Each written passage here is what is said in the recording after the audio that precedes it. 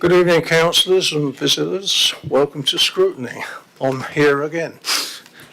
Just going through the fire procedures. We're not expecting any alarms tonight, but if there is, that means it's a real fire.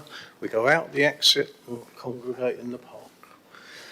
If you've got your mobile, please put it on silence. And this is obviously, well, not obviously to some, but to most, we're being webcast, so you've all got your best behaviour, I hope, tonight. Right, first item, apologies. Have we any apologies? No? We have no apologies. Right, second item, appointment of vice chairs. Have we got? Yeah, I nominate Councillor Caravels, Chair. Have we got a seconder for that? All in agreement? Oh, Councillor Harvey? For the second post, can I nominate Councillor Testain, please? Yeah, seconder. Thank you. Are we in agreement? Agreed. Thank you. Wonder, Kerry, would you? I don't know.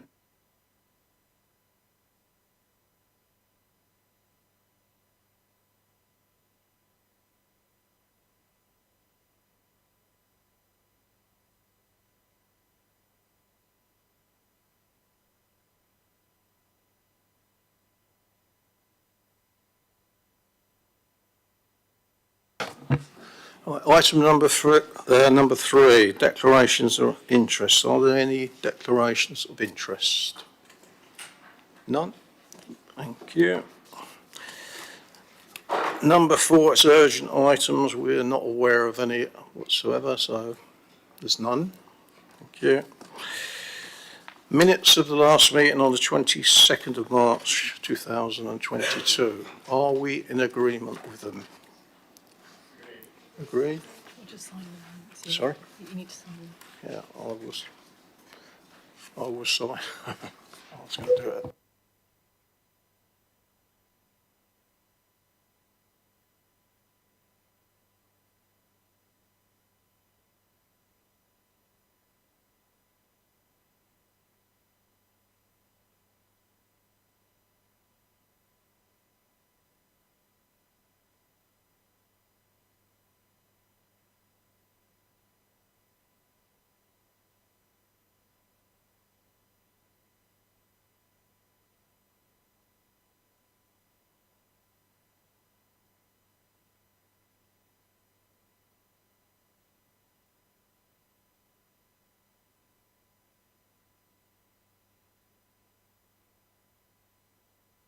Right.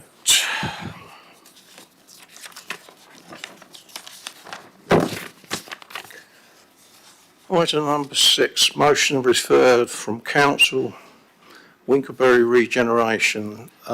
We have speakers on this. I just wanted to point out, in case councillors aren't aware, we will not be debating it today, because what we're actually trying to decide what we wish to do with it and who we want to visit or whatever. That will come out after we've listened to the speakers. We won't be asking speakers any questions either, if that makes sense. Thank you. Sorry, could I invite Carlos Moreau to speak? You have 2 minutes.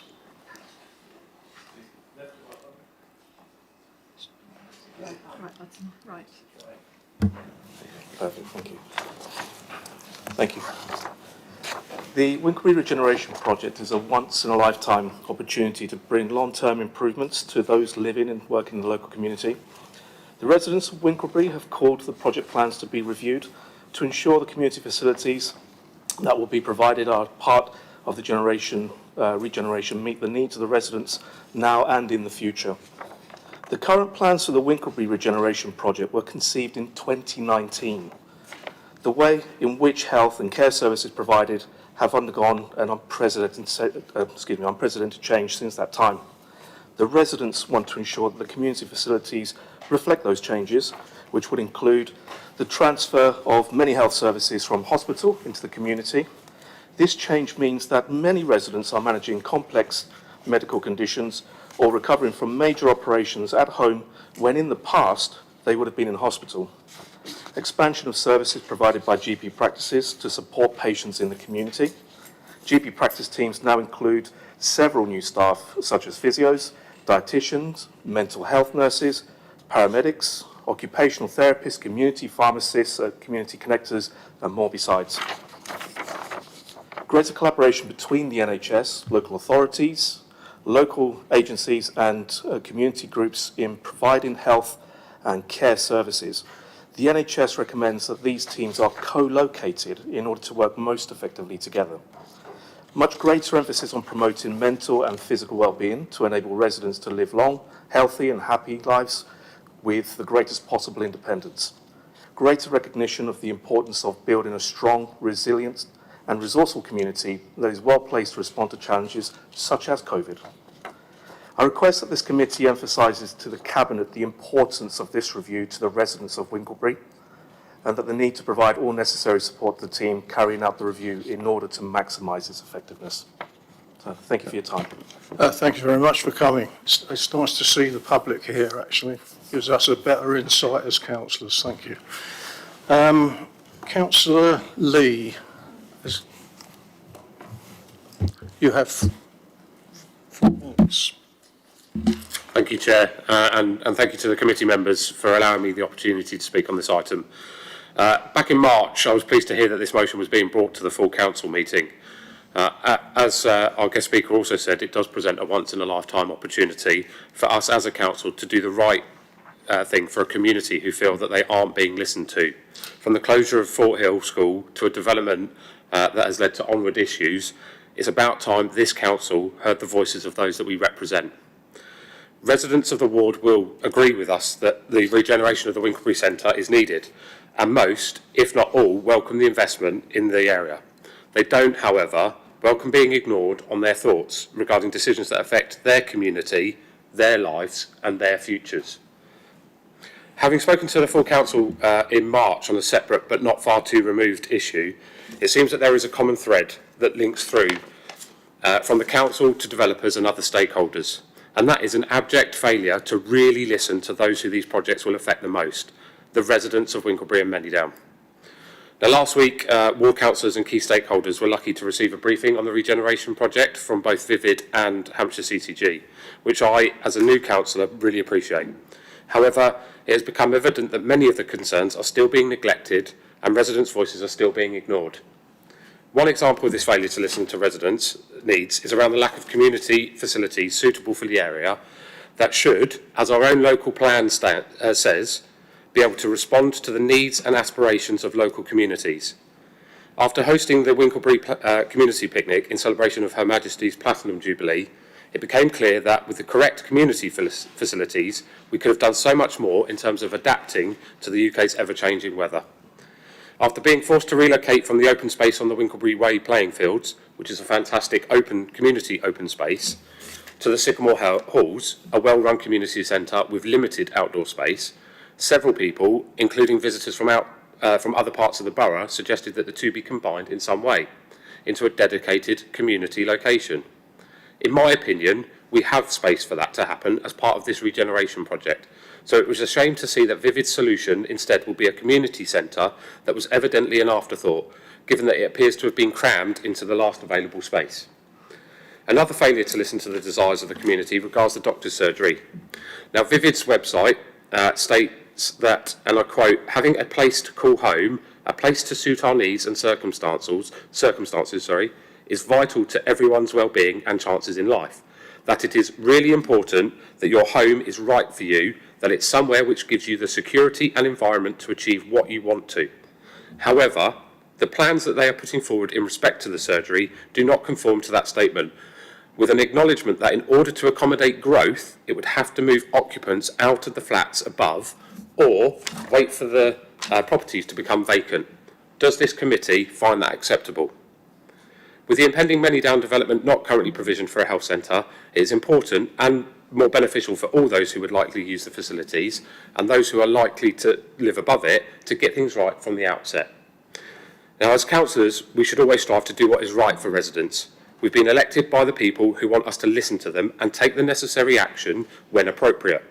Remember, the people of Winklebury and Manydown asked in a large show of support for this action to take place, so that we, as a council, can do the right thing for them and future residents. Let's not hold our hands over our ears any longer. Let's not ignore them again. Thank you, Chair. Councillor Lee. I have Councillor McCormack. Thank you, Chair. Thank you for giving me the opportunity to speak. So much of what I would like to say has been said already very eloquently. I do have some points and questions on process at this point. There is the possibility that Vivid might submit a planning application in the next few weeks. So if we embark on a trajectory of review, I'm not sure how well that will sit with a live application. I'll be very guarded in what I say here because I'm a reserve member of the DC committee and one of the frontline members is a ward councillor and there's a distinct possibility that they might not want to sit on it. I might have to sit on DC. But, you know, how will that affect this process? Because if they put in an application and it gets given permission, that's it, you know. We've been talking about regenerating the Winklebury Centre for 20 years. It's much awaited, long overdue in the eyes of many. I've also got some questions on the funding that's available to Vivid and the CCG. I think that will be part of the equation. If it's time limited, I wouldn't want this opportunity to slip away from us for want of funding disappearing where we've been waiting 20 years for it. And that's pretty much all that I would like to say. I echo the comments that have been made earlier about residents have been upset at some aspects of the proposals. It's very important we get it right, but events may overtake us. Thank you. Councillor McCormack, thanks very much. We can, I can answer you some of those questions, but we're not doing an answer question today. The idea is let the committee decide where we're going, but yes, some of the underlying factors you put forward are there about planning. We do not control what Vivid do in as much as if they wish to, but I don't need an answer back because we're not having that sort of debate. When it comes back to this committee, that's when we're having the debate, if that makes sense. So, no, sorry, Councillor, we're not having a debate. You can find out those facts. I don't mean to be harsh, but I can't. If I start answering your questions, we'll be debating the whole thing. That is what the committee is here for, to take it forward, what they wish to do with this motion. Does that make sense? So it's not here for debate tonight, I'm afraid. Much as we've got no papers on it other than papers that I'll thank the councillor for sending them, which were circulated, but they're not officers' papers. I'm opening it now to the floor to take questions and they can perhaps take it forward. Thank you. Yeah, sorry. Just to pick up the point around if it is a live DC planning application, you would not be able to debate the issue here at scrutiny whilst it's a live application. So you have to be very careful in terms of what it is that you put forward that you want to review. So for example, if you wanted to review the consultation process and what happened to the views of the residents in terms of did that change anything, you could probably get as far as that. But anything in terms of discussing, you know, that for example, just paraphrasing here, but you know, if someone were to make a statement that you wouldn't, you know, you don't accept the planning application or the proposed project with the community centre assumptions as it is, that could be considered as predetermined. And I'm conscious of the fact that we do have other people on the committee that are either actually on DC committee or are actually reserves. So you do need to be very careful in terms of what it is that you want to bring back to scrutiny, because there is a strong possibility, of course, that a planning application may come forward before it can come back to the scrutiny committee.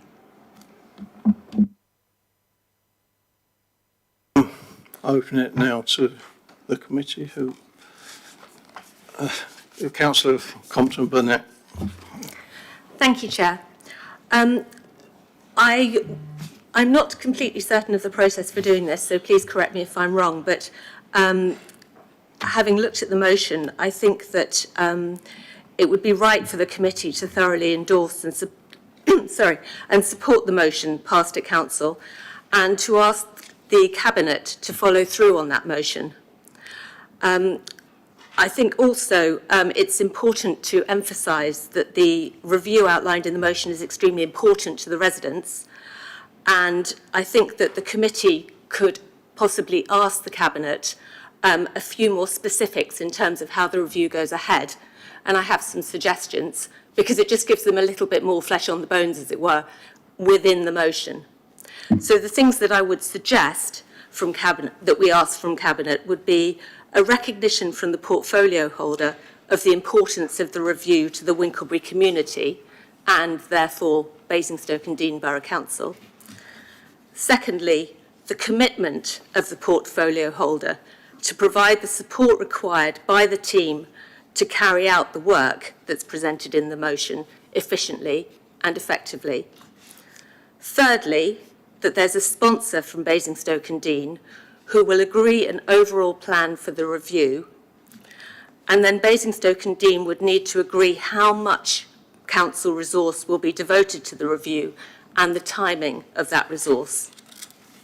Obviously, the timing of the review is contingent on how much resource is provided.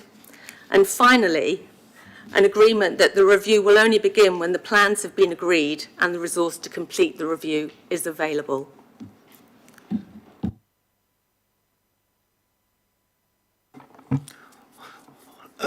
We've got the one problem we have, and I think we need to point it out, and just been told, which is rightly so, it's not our project, it's Vivid. Now, if we as a council want to do more, that's something that could come out at this thing. We could ask, we can put that forward if that's what we're saying. But at the moment, if we want to discuss, or we want to bring this back, which I believe we do, we need to be saying who we want there. Do we want the portfolio holder there? They're the questions we need to put to him and everything else, and take it forward from there. I'm not anti, I might sound anti sitting up here as chair. I'm trying to follow the line where we are as a council. At the moment, it's not our scheme, it's Vivid's, I'm afraid. If it was our scheme, I'd be more than happy to go with that. So I think we need to flesh out what we want to do as a committee, where we're taking it, and everything else, if that actually makes sense. Councillor Hart, oops, sorry. Thank you, Chair. The elephant in the room is Vivid. And unless Vivid come to the table in a good heart to want to take part in the process, I think we as an authority should be very disappointed. The bottom line is a vote in full council led to a motion being passed that had the review at its heart. That's what the people of Winklebury want, is what this council's democratic decision of full council wants. In my opinion, that binds the executive, and it should do. They should listen and respect that vote, and they should be doing all they can to get Vivid to this table. If Vivid were to submit a planning application in between this process, knowing that this is what people want, and knowing that that vote was taken, that would be extreme bad faith from a preferred partner of this council, and I would want to see them publicly castigated for that, because it would be utterly wrong. They are riding roughshod over the residents in those circumstances. They would be riding roughshod over the local democracy of council. And I think they need to listen for once in this work. They actually need to pay attention.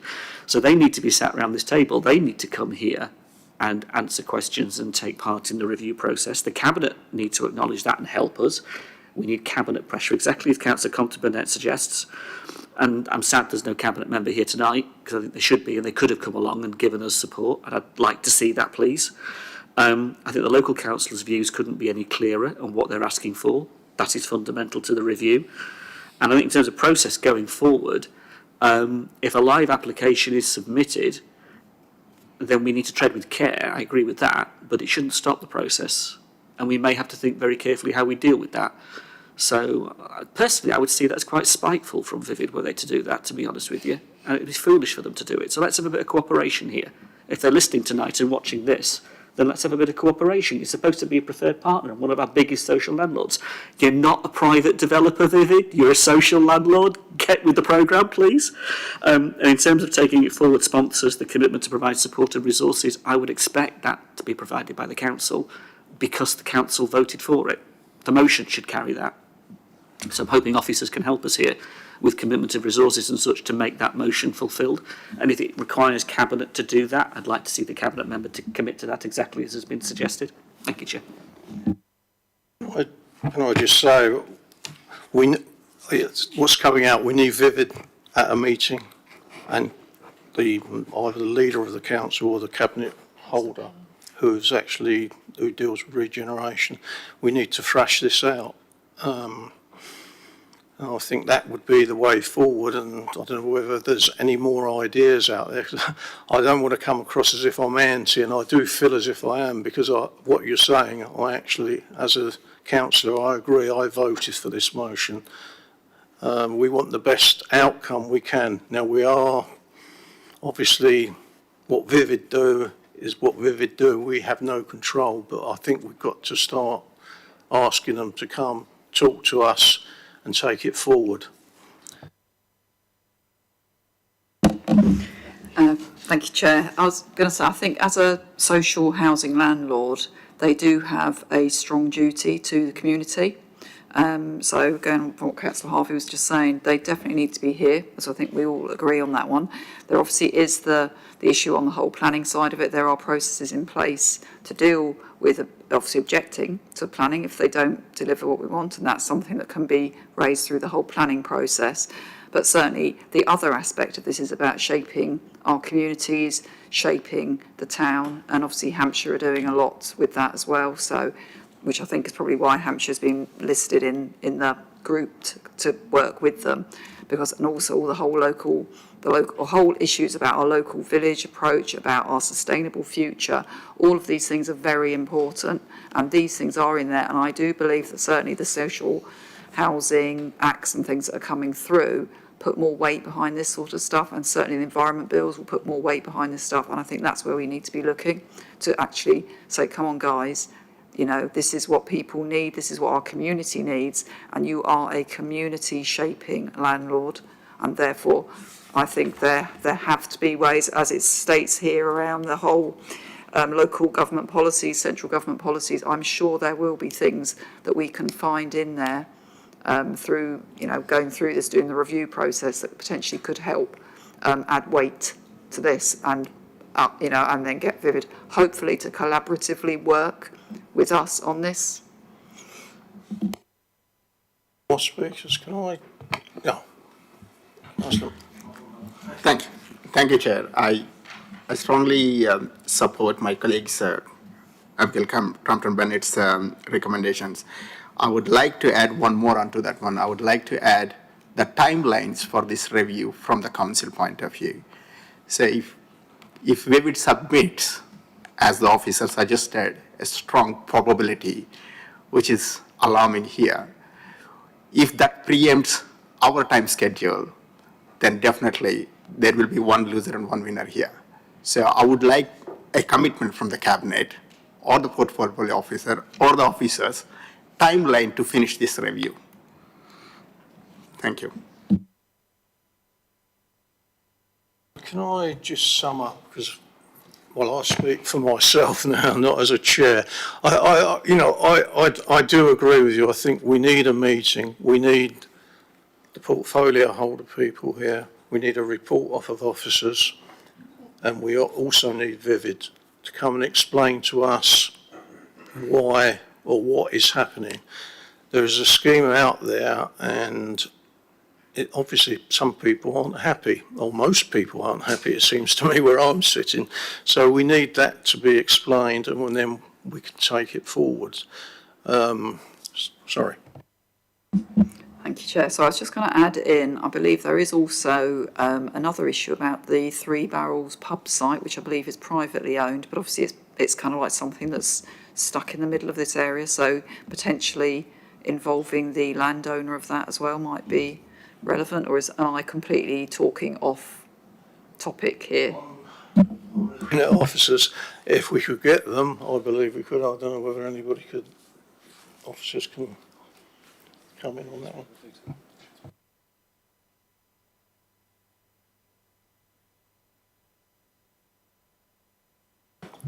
What I'm being told is Vivid needs to talk to these people to find out they've been engaging with them, because I don't know whether compulsory purchase ever comes into the being these days, but that may be something that may come up, I don't know. But we need to seriously sit down and deal with this. It's not going to go away.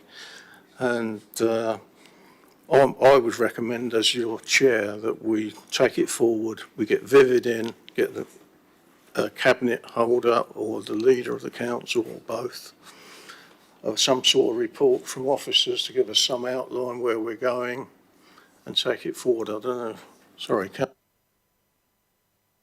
I think comments about the county council should be included as well. Comments about the county council should be included as well. I think they are a key partner, so their help with this borough's assistance to encourage Vivid to slow down and stop and come to the table would be appropriate. We're all talking about process. We're not debating the merits or otherwise at the moment, are they? I'm talking about process here. And in the sense of where that would leave us, I think I'd like to see the Cabinet directly intervene with Vivid to slow it down and stop it. If Vivid are serious, we hope they'll listen to that. I'd like to see the county help us with that, and again, Cabinet can help us here, and so can senior officers by saying to county, come to the table. I am reminded of Councillor Reid's hand grenade that he threw into the middle of EPH a few weeks back, stating that the secondary school was never going to be delivered on Manydown, purely with Manydown North and Winkleberry. Now, if you've knocked on any doors in Winkleberry, you know the promises those residents were made years ago when Fort Hill was shut. And that's just shocking that that was even stated. So the issue for that community isn't just about this. The community is that they feel betrayed about Fort Hill, let alone what's going on Fort Hill. So there's a whole range of emotions and feelings here that need to be explored. So the county have got an equal responsibility.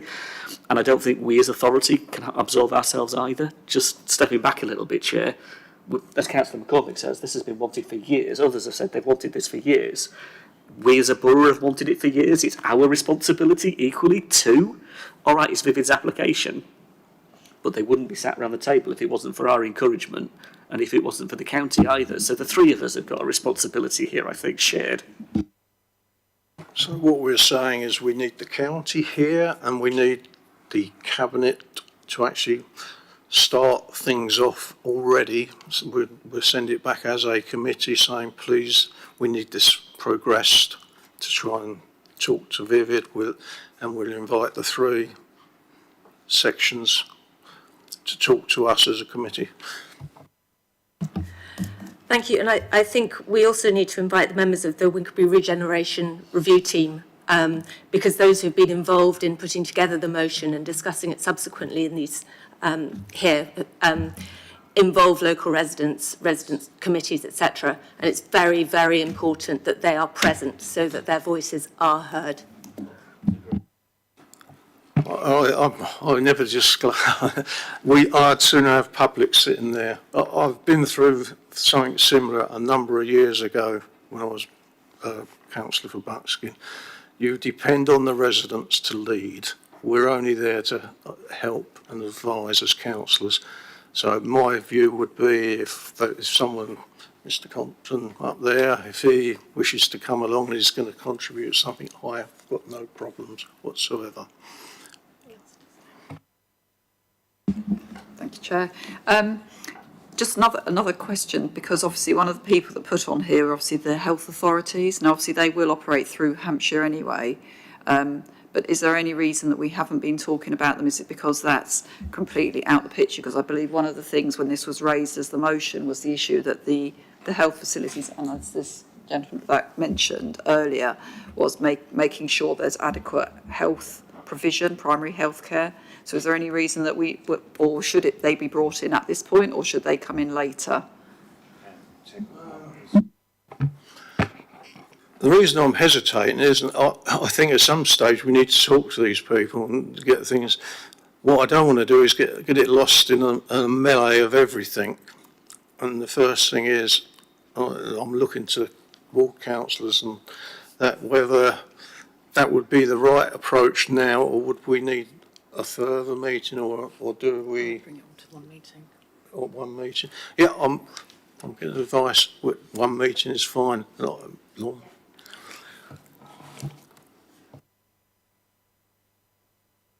Is there any more discussion on this? Are we, as a committee, happy with this? Can you either show your hands or all nod? I don't want to go forward and find it's just a narrow and other people going away from the meeting saying, well, he didn't ask. I'm asking now, are we all in agreement? Yeah. Just one question. So what would be the outcome of the meeting? What would we be anticipating to get out of having this meeting to start with? I couldn't possibly say what the outcome is. The outcome, I'd hope, is to get some changes and get people happy in Winklebury. I don't mean the decision outcome. I mean, what would be the deliverable from the meeting that we would be looking to get out of it? Well, we will be asking the questions and putting recommendations forward, obviously, to the Cabinet and even to Vivid, but whether Vivid wishes to pick them up, that is their prerogative, I'm afraid. But it's like, as it was said earlier, they are a public body, social housing. I'd hope they would listen. People don't waste their time going to meetings, and I don't mean us councillors, I mean the public, if there's nothing to discuss. And I think there's something wrong if they're not listening, but who knows? I can't possibly say as chair, but I would hope they would listen and would be taking it forward. Thank you.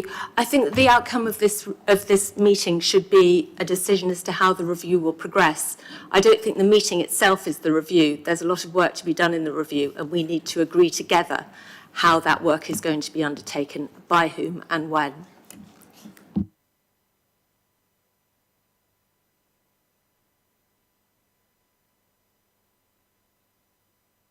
It's an issue, I'm afraid, for the portfolio holder. All we can do in this committee is to recommend these things, and that would come out of our meeting. I'll put that as a recommendation, if we can pick that up for the Cabinet.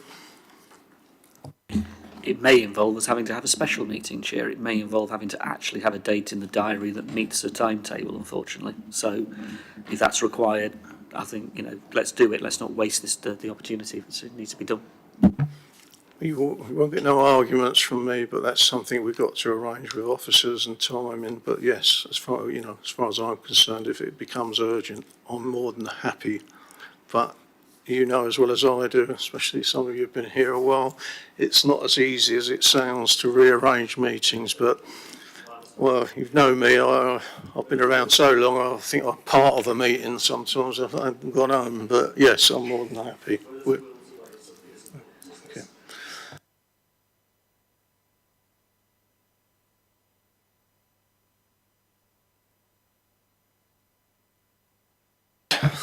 Right, let's sum up. We would want a meeting as soon as possible.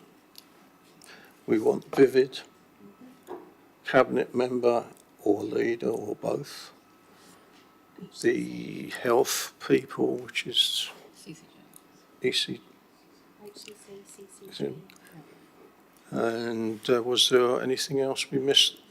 Residents. Oh, obviously residents, because they're a part of a committee.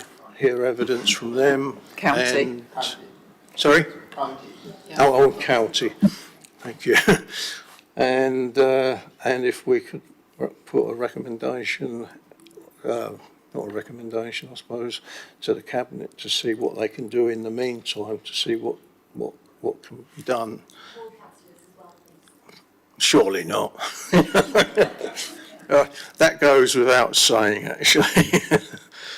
But they will be speaking, I'm sure. Have we summed up what we want as a committee? Are we happy with that? Yes. All right, thank you. Thank you very much. Thank you for coming. Thank you, councillors. It's been...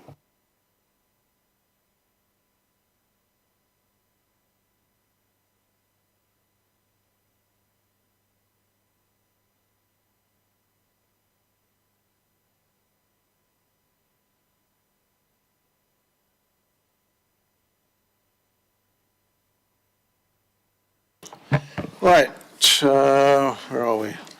Item 7, performance monitoring scorecard. Sorry? Yes. So we are on item 7. Oh, sorry, yeah. Sorry, to consider and provide comments and feedback on the proposed 2022-23 corporate performance monitoring scorecard. To note, the corporate performance monitoring scorecard is to be considered for approval by the council on the 14th of July. Nadine? Thank you, Chair. I'm here this evening seeking your comments and your feedback on the proposed Corporate Performance Monitoring Scorecard for 22-23. The proposed measures for 22-23 were previously presented to this committee on the 22nd of March 22. A number of questions arose and comments were made which were unable to be resolved prior to full council on the 24th of March. Council therefore deferred this decision until scrutiny had further sight of the performance measures. Responses to the questions raised and the comments made were circulated to committee members on the 18th of May, and where appropriate, the proposed scorecard has been updated. In addition, the scorecard for your consideration tonight has been reviewed to ensure that targets are more specific, as one of the feedback comments made on the evening was that we need to move away from the year-on-year increase target. So we've addressed that as well. I welcome any questions or comments which will be calculated as agreed by this committee and included in the report that will be submitted to full council for their consideration on the 14th of July. Thank you.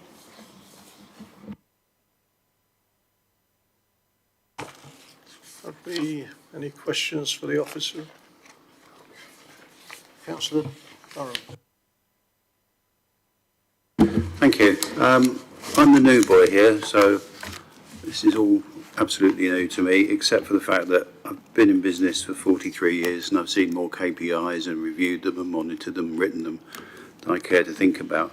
There was one thing when I looked at the document, for my benefit, I would have liked to have seen last year's target on there so I could get a feel for how good the council is at achieving its targets. That would have been an extra column, and I know that would have made it even smaller, but that would have been something that would have benefited me, who's not been used to looking at this. And I'd ask Nadine if I could spend some time perhaps with you or your people just to understand behind the detail behind, otherwise I could be here all night. Couple of other things. There's some KPIs in there which have under the actuals achieved, and then under the target they have the word achieved. That doesn't seem right to me. That the target should be to achieve rather than write achieved already. It just looks like we've filled the box in to me. A little bit pedantic maybe, but that's me. I was curious on a number of ones where the actual result is just carried forward to the target. And there may be perfectly good reasons for that, but for me in business, when I looked at these things, I like to see that there was an improvement planned. So, you know, just putting yet the same figure in maybe does the Dean's Group a disservice. But we can't get into the detail of that, I guess, now. If you bear with me, I'll try and summarise what I've written down. There was SCC01 on page 3. I read the comment on why the target was dropped to 80%, but I can't say I could support that comment. It strikes me we were achieving more than 80%. And now we've dropped it to 80% because I think it said, I'm struggling to read this, by the way. I think it said something like in line with government targets. It just raised a flag in my head as why we would be targeting to be lower than we've been in the past.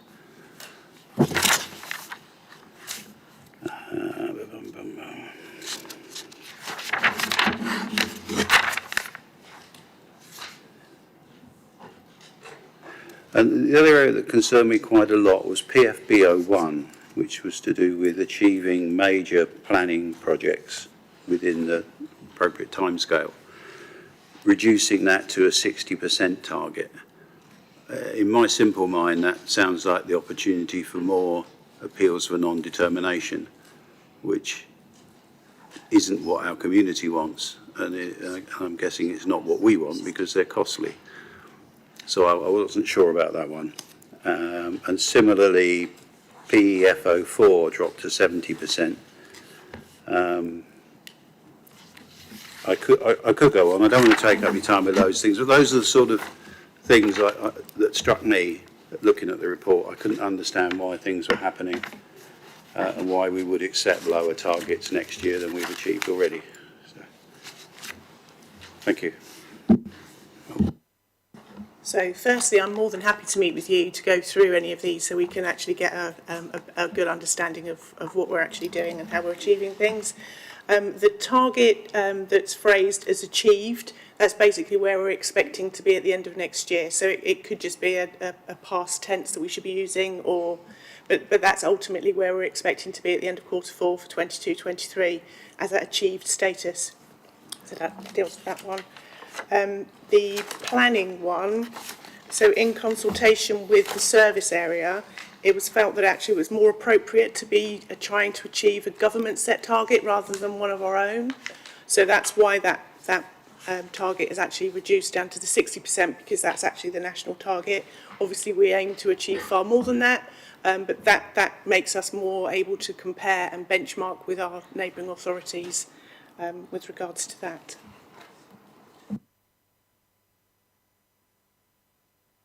Did you? Well, only that, to me, the last point, we should have our target that our community can see and understand. And when you see a drop, when you say, oh, well, we're just aligning with the government or we're aligning with other bodies, we actually are going to aim higher, but we're only going to put that in. That doesn't make a lot of sense to me. But that's what I understand what you've done. So. Councillor, sorry? Yeah, just to come back on that. So I think, as Nadine said, really, the intention really is just to make sure that we are lining what we should be achieving statutorily is reflected in the corporate performance indicators. That's the government standard, and therefore we felt, as with many other local authorities, that that's the sort of measure that we should have in there. But very clearly, exactly as you say, we are striving for much better performance than that. That's absolutely a given, if you like, that we are aiming for much better performance than that. But it was just merely to make sure that we reflect what the statutory target is for planning determinations. Councillor Gordon? I'm really sorry, but I completely disagree with that. I think if we've had our standards, we should be upholding our standards. I mean, I get the national arguments and the benchmarking, but it should still be possible to do that. But planning is really important to our residents. They have been really struggling to get planning applications through, especially with Natural England and all the extra hoops. So for us to be lowering our standards feels really wrong. My personal recommendation would be that we keep our previous standards, especially if we're meeting them and that's what we're aiming for. Well, then we should be open about what we're aiming for. And we should measure against what we're aiming for. Otherwise, we'll just miss it and our standards will slip as a borough.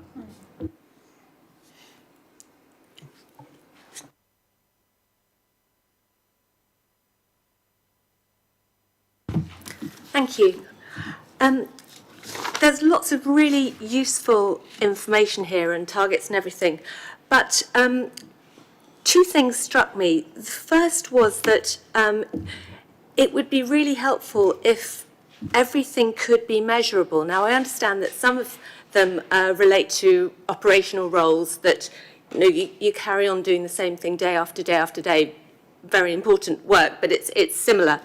But I think even then, people can work with their line managers to have clear goals and challenges, things that will improve their service and also make their jobs more interesting, and also will then show them what they're achieving. And I think it goes through with the projects as well. So one of them, for example, talks about working on the Manydown Park. I think it would be helpful to talk to the Manydown team and actually work out what are they going to achieve within the calendar year about the park, so that you can have something, again, that's measurable. Are they going to complete an outline plan? Are they going to decide how it's going to be managed? So something that you can then tick off the list, great, done it. And the other thing that struck me was that it was quite difficult to understand how these different indicators related to the council plan and then the priority action plans. So I printed out the strengthening community one, for example, and thought it would be really helpful to have the actions that are in there reflected in the actions that are here. And obviously, if some are lower level, they could then feed into each other. But then there's consistency across the piece, and we can track what we're achieving at low level, and then it would feed into the upper level, and you could say, yes, we've achieved all of that. And I understand from CEP last week that the council's doing a really good review of all of its strategies and plans and policies to see how they all fit together. And I'm wondering whether that would be a really good opportunity to make sure that all of these key performance indicators work together as well, so that it all fits and we can all understand how everything works together. Thank you. So if I may take that one. So what we're looking at here obviously is the corporate scorecard. So this is about how the organisation is performing. What you're talking about to some extent is service indicators that sit alongside the service plans. So you're absolutely right. We have, below the corporate scorecard, there are individual service plans that have individual service KPIs, which are much more specific. And each of those KPIs show how they then, if you like, build up to help us actually measure the corporate scorecard for the organisation.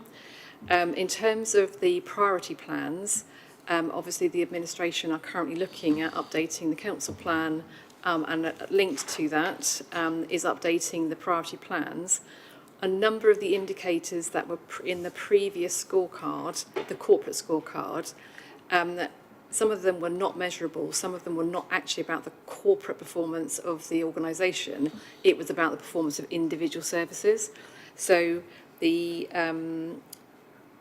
and you've also mentioned about the programmes. Obviously, the programme activity, the major projects, will come back to scrutiny as part of the quarterly monitoring that we bring here. So we've agreed previously that as well as the corporate scorecard, we will also bring the highlight reports from the very high level information about each of the individual major projects that we monitor at a corporate programme board level. So you will have a bit more information through those projects activity there. So they're not part of the corporate scorecard, but they are part of the information that comes through what used to go to performance panel, but is now obviously currently agreed to come to scrutiny committee. So I think this is meant to reflect the corporate scorecard for the organisation. Some of the individual targets by individual services sit within their individual service plans. And one of the things we're hoping to do is to actually publish all of the service plans for each of the individual service areas. And obviously the services monitor their own indicators throughout the year, but obviously some of that then feeds into the position that you see in the corporate scorecard. So it may well be that once they are published, that we ensure that you all as members know where they are, if you wish to go and look at individual service areas. Well, we have 5 speakers. Councillor Carruthers. Thank you, Chair. I just wanted to say that I totally agree with Councillor Durrant and Councillor Golding on the planning, on reducing those targets. I've dealt with lots of residents over the last few months that have come to me, and building consultants as well, actually, who've approached me because planning applications, the deadlines are being extended and extended. And my concern is that what will happen is then when the complaints come in, and we're going to be able to turn around and say, well, it's fine because we're meeting our targets. So I don't like the idea of us reducing that. I understand what we're being told and where that's coming from, but I worry that reducing those targets is not the right thing for our residents. And the other thing on this is there's page, the writing's so tiny, but page 17, we've got here SCC 01, and we talk about the customer satisfaction with the major council-owned sports facilities, Aquadome, Tadley Pool, Golf Centre, Tennis Centre and Winklebury. And we've reduced our target there, and it talks about that we've done that because we're changing the way that we're gathering feedback. I'm really unhappy about that. I am contacted by many residents about Tadley Pool. There's been a lot of changes at the pool, and I know for a fact that people aren't very happy, and I would like that to be properly represented. So I'm sad to see that target reduced, and I'd like to have that looked at really to make sure that customers' views get represented as soon as possible. Thank you. Councillor Tristram. I'm sorry, I'll get your name right one of these days, Jackie. Thank you, Chair. Right, yes, there's a couple of points I've got here. One of the first thing goes on a similar one to the sort of pedantry of words, and it's actually things, for example, where the word reduction or increase is used. Because let's look at on page 2, for example, so it says increase in household waste recycled dry. So that means the target was to increase it by 9%, and then the next one is 15% for this year, which does that mean that's a cumulative, which an increase would tend to imply, and likewise reduction. So if you go back to on page 1, a reduction in antisocial behaviour. So that last year the reduction was to be 18%. This year it's going to be less than 18%. So that means we're allowed to have more antisocial behaviour. I'd also be interested to know how that can be measured, because antisocial behaviour is a very intangible thing, and it's not managed particularly by the council. The police have a lot of involvement with that. Litter dropping is considered to be antisocial behaviour, for example, and then obviously vivid tenants, where they deal with it in a multi-agency approach with the police. I shouldn't say vivid, but that's just particular issues I've dealt with myself. But there can be people that Vivid will be dealing with for antisocial behaviour as a multi-agency thing, and how we manage that and how much control we have on that. So that's another one. So there's a couple of points. Also, and I think this might be actually, Sue might have already said it, but there was the one on planting new trees. Now I know, having spoken to the tree officers, tree cover is measured as a percentage, as a canopy cover. So it's quite interesting to see, and I suppose this is possibly, I'm not particularly worried about this one, but it's just an interesting point. So for example, in a ward you'll have 20% cover. I know they work to a target of trying to get that to a level, but this obviously deals possibly with just buying the number of trees. So that might be, again, as I say, just because that's the way the service is delivered and the way you can account for things. But yeah, so that's my...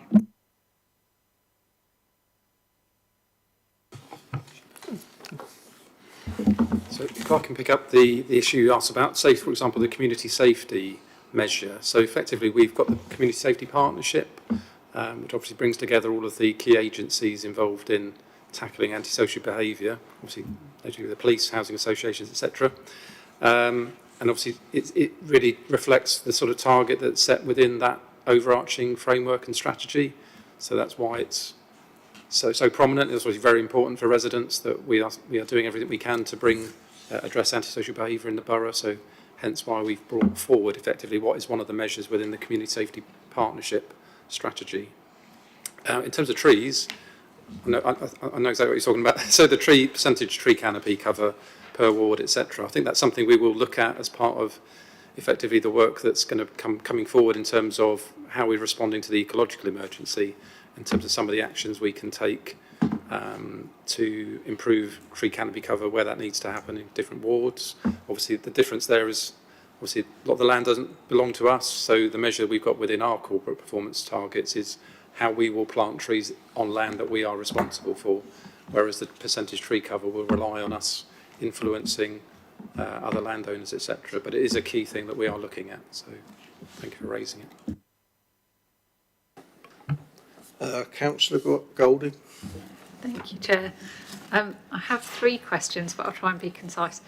So on page 2, we've got PEB 07 and PEB 08, which are the property-related ones. And I think it's sort of a symptom of how I'm struggling with the whole report in a way, is because I can't tell whether the achieved in the second column is that was the target, but we failed, therefore it's appropriate to have it as a target again this year, or whether it's already done. Because if it was achieved by the end of this year, then actually I want to see new targets on how they're actually going to roll out the programme to implement changes for carbon usage. And I think I'm probably struggling with that on a couple, but that's the easiest one to explain. Would you like me to ask all my questions or pause? Yeah, that's fine. Okay. Well, I've got, I have you. So I have a few more speakers, but don't worry if you haven't been called yet. So I have you all down. Sorry. So same page, PEC 11. Are we missing percentage signs, or are we literally saying we want to see one more zero emission taxi in a year? Because to be honest, even if it's 5% to 6%, that worries me. If it's 5 taxis to 6 taxis, that really worries me. It just, like, to me, that feels really out of step with our carbon neutral by 2030 targets. And I appreciate it's one where we're influencing, but actually, I mean, we've certainly talked about grants and stuff before for that sort of thing. And my last question is on page 3. And again, it might be where I'm reading the figures wrong, but it feels like we're going to accept more dropped litter on PED 05 rather than less, because it's going from 16 to 20%, but it also mentions negative litter, so I don't know if I'm just reading the figures wrong. I'm going to do this in reverse order. So yeah, in terms of the litter, I think the 16% was effectively is our outturn position for this year. Just gone 21-22 was 16 was what we achieved, but the target was still 20%. Sorry, so in fairness, I can see why there's confusion, because in some cases we're reporting the outturn position, and that's perhaps leading to a bit of confusion, but it was 20% last year. It's proposed that it stays at 20% this year. Could we compromise and call it 18?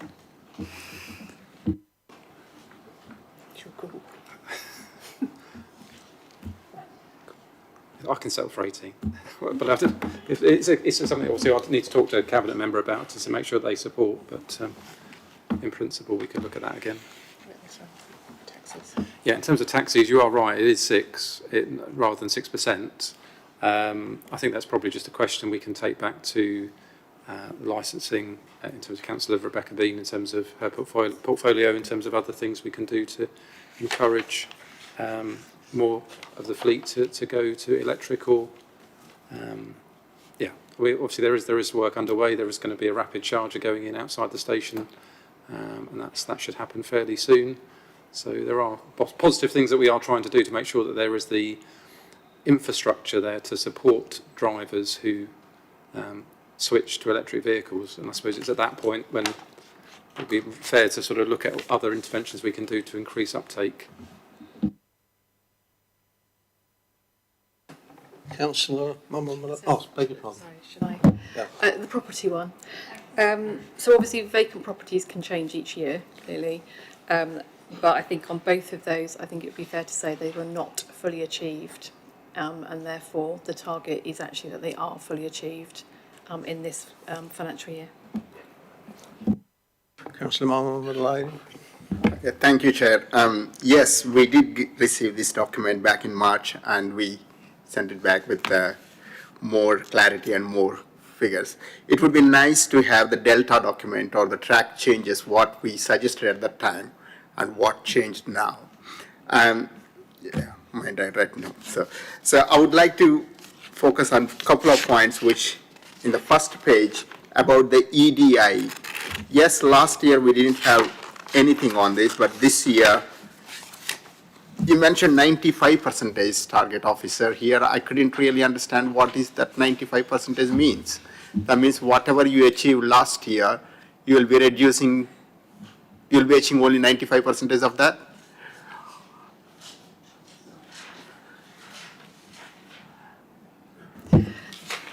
Sorry, can I just clarify which one were you looking at? EDI, the first page, the second item, I think.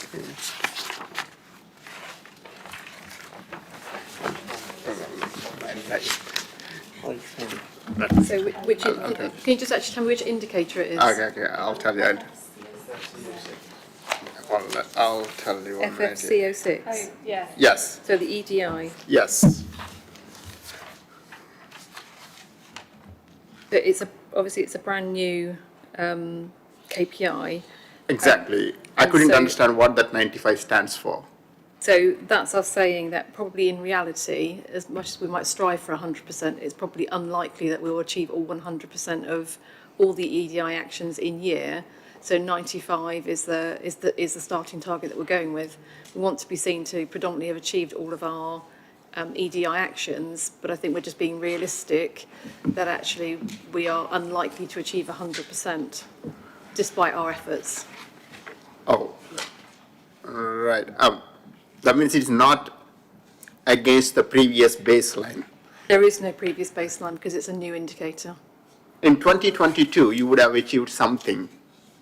Yes, so in 22-23, Yeah. which is the new indicator for the current year, which is why it's on this scorecard, is that we want to say that we want to achieve 95% of whatever is on our EDI action plan. Okay, I got it. Thank Yep. you. And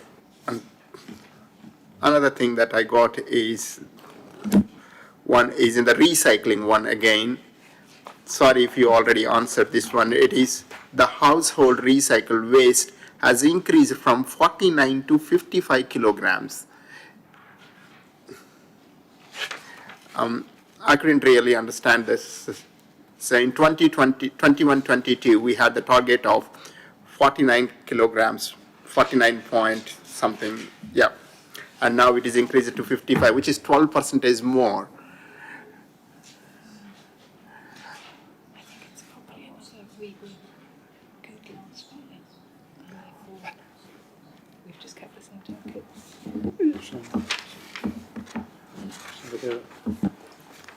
So just in terms of the waste figure, in terms of the weight of waste collected per household, so what we've seen, I think, as a result of COVID is actually that there has been an increase in the weight of waste collected per household. So this really reflects the fact that there has been an increase in terms of the weight of waste collected per household, hence why we're needing to adjust that that particular target so that it's actually realistic. I'm sorry, I need to disagree here.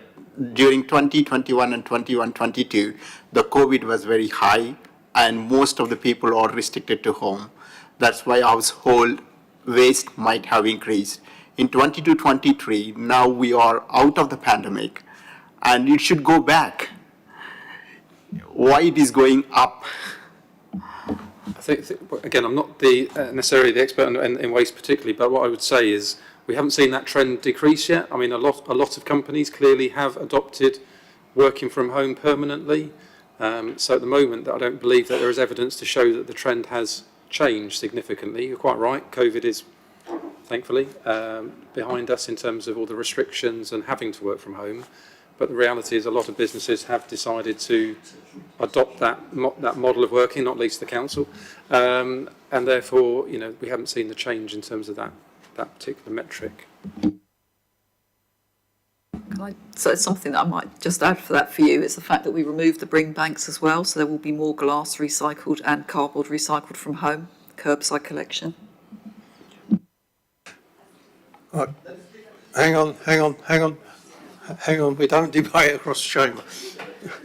I may, but you Sorry, have you finished? Yeah. I've got Councillor Edwards next.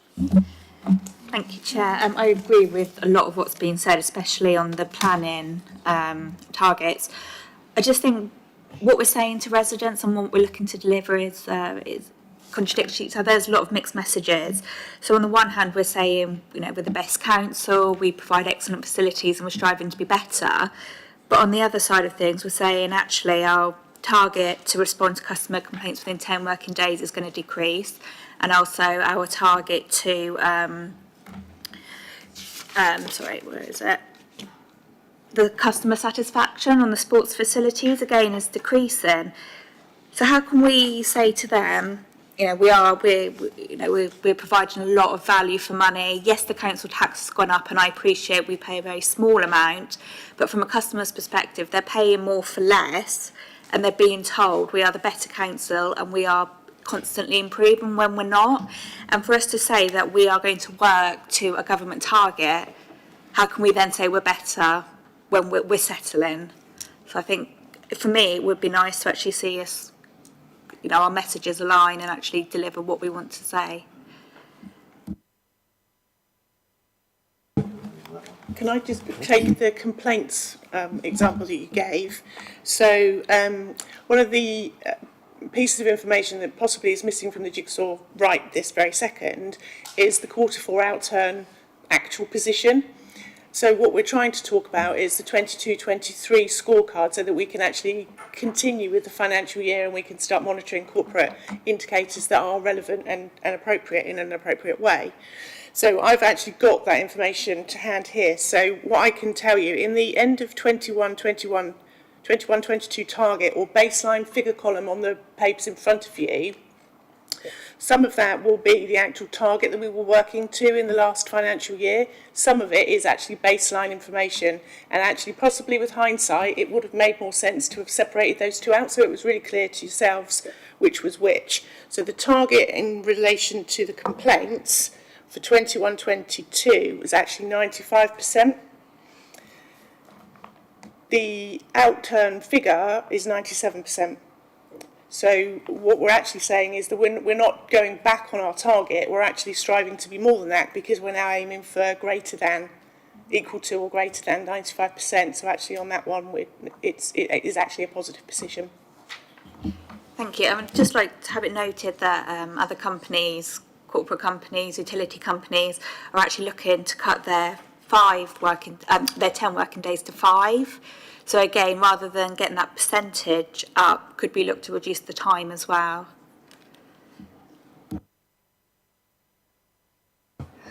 So obviously the recommendation around that would have to go alongside the additional resources that would have to be paid for by the council in order to achieve that. So is that a recommendation that you want to make to the portfolio holder? I think it would be to look at the options. Maybe the process needs to be a little bit slicker.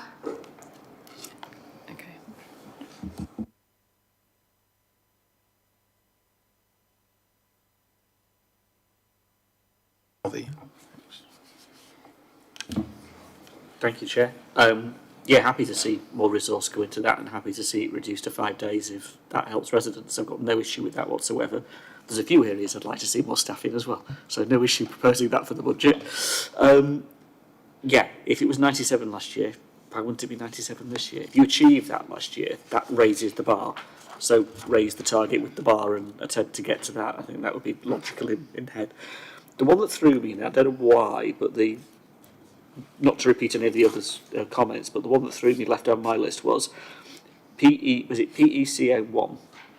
Increase the number of borough-operated electric vehicle chargers in the borough from 13 to 60 or more, which I thought was a really good target. What it doesn't say, the target is number of electric chargers operated by the borough that work. Because for the past 18 months, we've had one sat in the car park in the town centre that doesn't work. It is consistently broken. So from that perspective, the target's great, it's meaningless if you can't charge your car up. So, just in terms of the quality of information, should we not have that target in here then, that they actually do work and we know they work, rather than just saying, great, we've got 16 of them, they look really nice.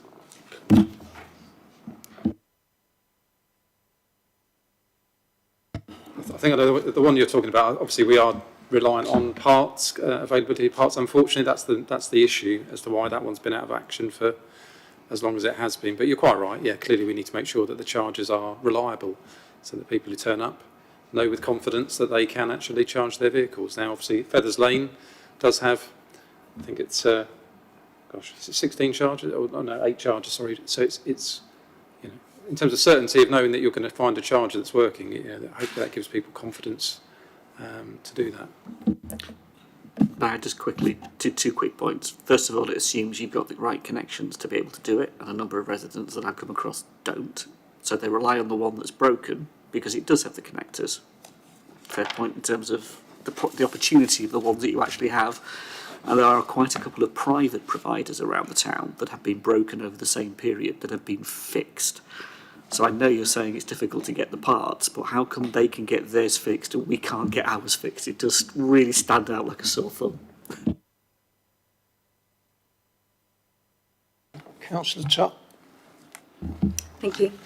I must say I struggled slightly with the hierarchy of these KPIs, how they're sitting in the tiers, and then how they also link in with the AMR. So forgive me if my points become too detailed.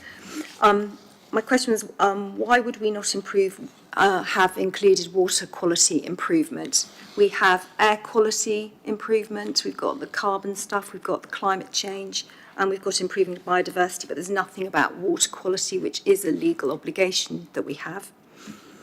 I was quite keen, love to see the trees, but could we have something about hedge promotion? Could we not measure in kilometres number of new hedges planted for biodiversity across the borough? I think that's a very achievable and helpful kind of target to have, including creating corridors for wildlife. And I noticed that the leader at full council was talking about biodiversity improvement zones in every ward. Again, I don't know if this may not be the right set of KPIs in which to stick this, but that seemed to be very important to me. On SCCO1, the strengthening communities, I noticed on the customer satisfaction with the sports facilities, we were reducing our target by 10% because we were putting a new system in. But this is about the percent of satisfaction of the respondents, not the number of respondents, as I read it, unless I've misread that.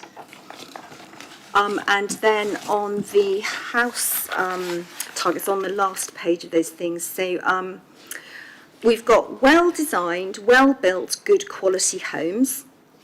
I agree with all of those comments, but the actual KPIs relate entirely to the number of dwellings and nothing whatsoever to do with their design, to how they're built, or their quality.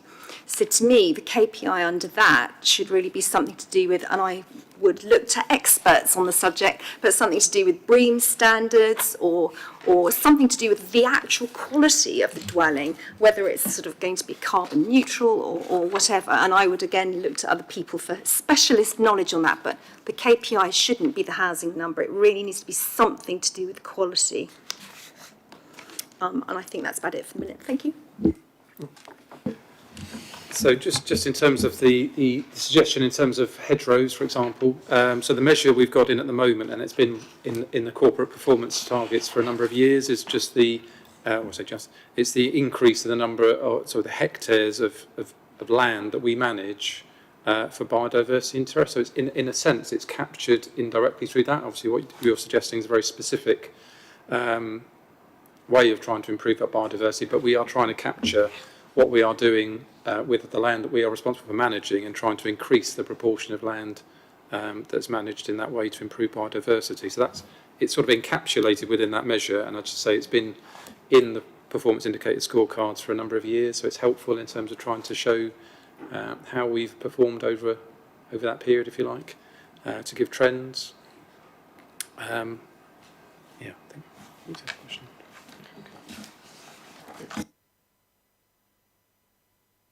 Sorry, in terms of the homes question, I suppose one of the things I'd probably look at is the annual monitoring report, which comes to EPH, generally speaking, in January, and that includes more detail that I think you're calling for effectively in terms of that sort of granularity. But in terms of housing delivery, which clearly is an important thing for us to achieve. That's why that high level figure is included within the corporate performance indicators. I didn't see I mean, I could have missed it, but I didn't notice in the AMR anything about how many houses had been built to a higher quality standard. Is it in there? I can come back to you after the meeting.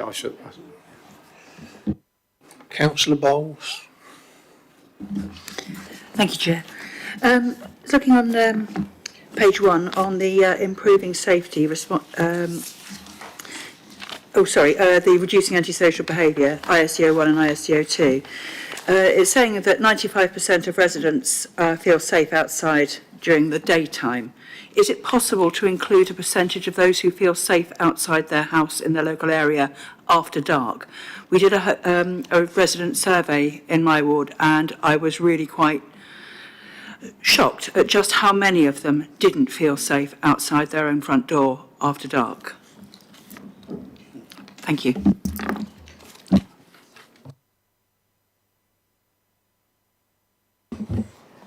Just so we're just about to obviously embark on a new resident survey, so I will check the questions and then I'll come back to you. Brilliant, thank you. Councillor Edwards? Thank you, Chair. I'm just thinking about the increase of the zero emissions for the taxis and private hire.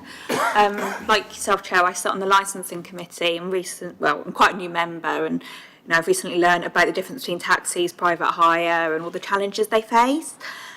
From Hackney Carriages' point of view, because of the age of the taxi drivers, they basically said there was no point in them investing in an electric vehicle, and they said about the cost of it and how long it would take them to pay it off. And from a business point of view, carry on with the petrol, carry on with the diesel, even with the increase of the fuel prices. So I'm just wondering, apart from putting in electric charging vehicle points, what else can we do for them? Because I feel like we need to offer them an incentive. I feel like we need to get the younger generation into that business, because it's just going to die out from the taxi point of view, and I think we need to act now before it's too late. Again, these comments can feed back to our cabinet member, can't we? And it's obviously work that I think the licensing committee can, as you say, look at in terms of what tools do we have to try and encourage the trade and to support the trade in making that sort of transition to cleaner vehicles. Sorry, just a quick question, going back to PEA02. We're showing there, if my maths are right, an increase of 11% in the weight of waste per household. Is that being notified to our refuse collective provider, and are they gearing up to be able to cope with that? Because that's one of the big gripes that people have, is obviously refuse and waste collection. Yes, so it is consistent. So this is not just a Basingstoke phenomenon. This is regionally that every local authority is really seeing a similar trend as a result of effectively changing working practices. Most authorities have seen that upward trend in terms of the weight of waste collected in terms of residual waste. It is what it is. It is increasing. Yeah, no, I understand that. It's just that are our waste collection providers geared up for an 11% increase in the waste, or maybe more than 11%? So as a result of the budget, which was obviously approved this year, there is additional resource going into Serco for an additional crew, I believe it is. So yeah, there is more resource going into the waste team.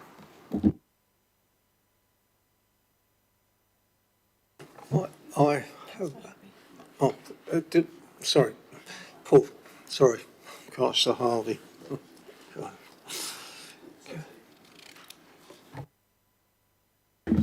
Thank you. Just two quick questions, picking up on Councillor Bowles' points about the lights. There's two elements to that. There's the night element, when it is lights on at night, so to speak, in a community. Yeah. And then there's the county council issue of lights off after 1 o'clock in the morning, so to speak, and the context that sets as well. So there's a subtlety there in the questions we could be asking that would be quite important to gauge. I know that's an issue for quite a bit of the urban area. I'm sure it is for rural communities too. Let me get this right. PFC03, the affordable housing build completed. Are we saying we got it bang on the target, that there were 300 affordable homes exactly built last year? Because that's the target in the housing strategy, 300 affordable homes. So is that genuinely what we're saying? We built 300 last year, bang on the target. So this is another one of those. Oh, sorry. Sorry. This is another one of those where that was the target. As you say, it reflects the council strategy in terms of what we're trying to deliver. But it was much higher last year. I think it was. I can't remember the exact figure. 470. It might be there or thereabouts. So it was much higher than the actual target in our housing and homelessness strategy. I thought it would have been, because looking at that doesn't look right at all.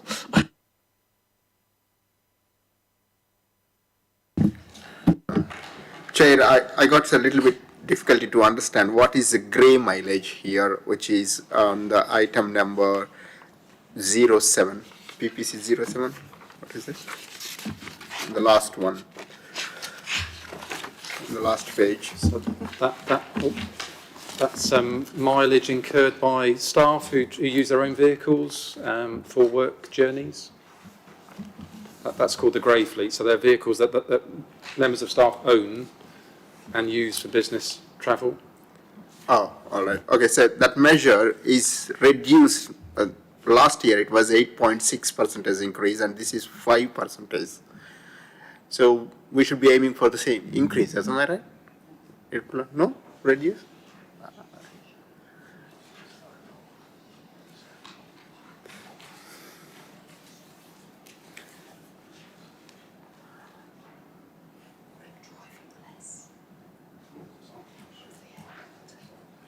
Okay.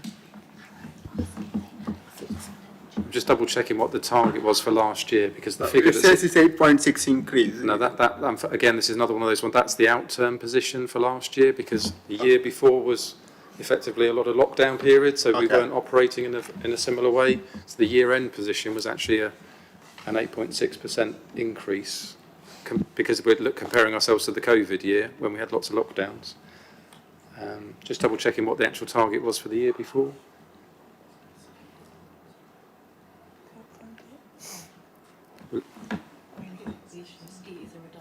Yeah. It is a reduction, clearly, is what we're trying to achieve, and yeah, so a 5% reduction. Question, Hannah? It's more of a request, Chair, but thank you for your indulgence. I think I probably speak for all of committee when I ask that next time this comes to us next year, please could we have it on A3?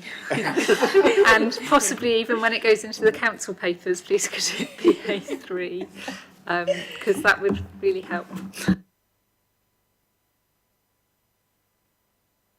Right, summing up, I'll be perfectly honest, I lost my way with all this one. So as I picked up, there's certain targets we want raised. Can someone who raised them mention which ones they were? Yeah, if you want. If it would be helpful, obviously between myself and Nadine, we've obviously been noting everything down, but I'll try, and obviously Nadine, if you can come in on anything that I've forgotten, knows what glasses on or off. So obviously some general comments, which obviously we will include in the information that goes to in the council report, and obviously some of that concern around the actual and the target being the same. We'll take away and think about the achieved to achieve, but I think, as Nadine's explained, at the end of the year we want to be able to say we have achieved it. So I think it is just terminology. We've been asked to review the complaints process to see whether there's an ability to actually deal with complaints in a different way that might reduce the time, not necessarily about additional resources, but to actually look at what the options are. To go away and actually have a look at the resident surveys questions to see whether we can add a question around feeling safe after dark, and potentially then after the lights are turned off at 1 a.m.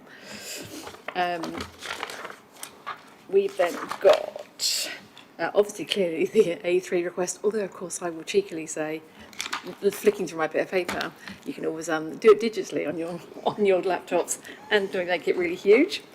Obviously, there was the issue around going back to licensing committee and sort of talking about how taxis and those older taxi drivers who might be supported in terms of, well, not just older, but taxi drivers might be supported in moving over to electrical vehicles. Obviously taking away the comment around the EV chargers, and actually we at least need to be monitoring the ones that actually work. Looking about why we haven't got an indicator around water quality improvements. Obviously Tom's explained in terms of how we currently monitor. For example, we don't have a specific indicator around hedges, but obviously as part of that ecological emergency we'll be looking at those. Interestingly, actually, we will go back and check with the leader in terms of actually since the original draft of this was done. Obviously, we've talked about the biodiversity improvement, districts, and actually probably should be something that's featured on here in terms of how we're actually performing. Noting the comments around, I think it's just because we've got this. We wouldn't normally have the outturn information before we bring you the scorecard for the next year, but because obviously we've brought it in March and brought it again, that's why we wouldn't normally put the actuals in here, but obviously Councillor Durant is going to have a separate conversation with Nadine. Huge discussion obviously around the planning targets, which we will take back and obviously review. Lots of people obviously talking around the customer satisfaction with major council owned sports facilities, etc. Again, so we'll go back and have a look at those. And I think the other ones that have actually already been answered in terms of the increase or reduction on what's cumulative, what's not, and in terms of antisocial behaviour, obviously picking up the fact that we wanted to bring one of our strategic indicators through to the scorecard. In terms of the housing, looking at whether we can actually look at some of the BREEAM standards, etc. So we'll certainly push that back to see what information we hold, because of course with all these indicators we need to be able to measure them. So we'll look at what information we have. Obviously we've talked about the fact that we will be bringing project updates through performance monitoring to Scrutiny, and obviously we've talked about the fact that the service plans, once they're available, will be made available to members if they wish to see them, which will have the individual service targets in there. And I think that's all I've got noted. Well done. Was that covered? Oh. Sorry, can I just check? Did you say the planning targets? Good, that's all right. Are we happy with that one? Yes. Yes. Thank you. Right. Thank you very much.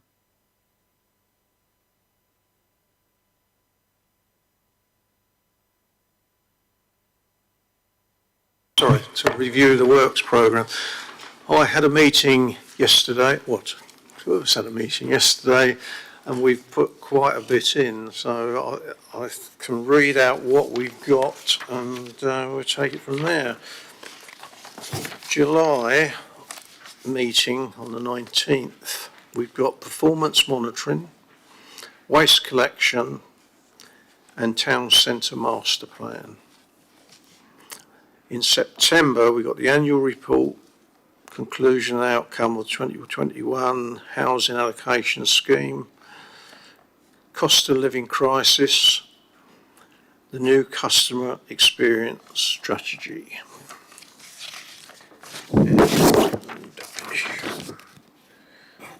November, which is the 22nd, we have draft budget, new council plan, draft parking strategy, report, digital and IT strategy. That's on the November. In the January, update on performance monitoring, how the council works with local businesses and support economic recovery. I think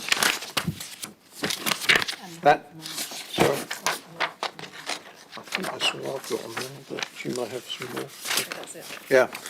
So we got a full programme, but it doesn't mean we can't take anything else. And we've obviously got the Winkleberry thing coming up, and that to me is quite an important issue. I'm going to have to talk to officers after this, this week after this meeting, and see where we go. I'd like that earlier rather than later. But as you see, the programme is full, but we might have to drop something off somewhere. But Winkleberry will not get forgotten. Thanks, Chair. Can I just check, in terms of the town centre master plan? In terms of the town centre master plan coming in July on the 19th, did we stay with the 19th or was that being thought of to change them? It hasn't been decided yet whether we can fit that one in or whether it'll be changed to the Monday instead of the Tuesday, but they're still looking at that. So members should look out for a possible date change on that Yeah. one then. And in terms of the Winkleberry coming back, if you have to have a special meeting, you have to have a special meeting rather than bump something off the 19th of July. Let's have a meeting where we can discuss that as a single item agenda. Obviously, I'm quite happy with it. I know it's going to be difficult, but it's what we're here for the public as far as I'm concerned. So we try and do our best, and I'm sure the officers will.